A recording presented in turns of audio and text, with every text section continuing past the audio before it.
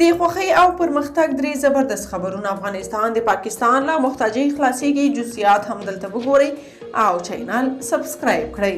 هیواد کې د سیمنټو 15 لوی فابریکې جوړیږي. د کانونو پټرولیم سرپرست وزیر په کندهار کې یوې غونډې ته ویلي چې ډېر ژر به په هیواد کې د سیمنټو 15 لوی فابریکې فعالې شي.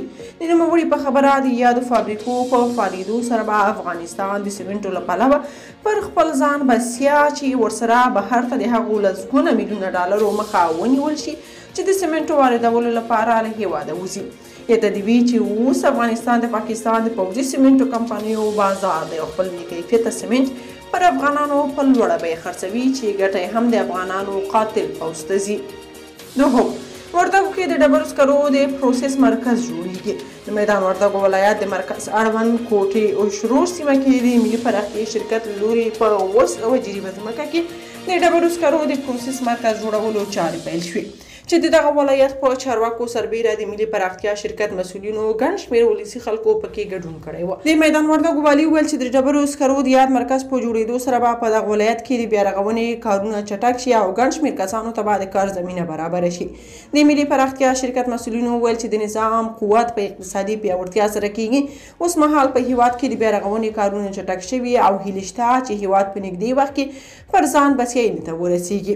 د مسؤلینو په خبره دغه مرکز په 200 جریبه ځمکه کې په ملي او نړیواله سټنډرډونو برابر رغول کیږي چې له دغه ځایه به پروسس شوي د ډبرو سکاره بسته‌بندي او بهرنیو هیوادونو ته لیږدول کیږي.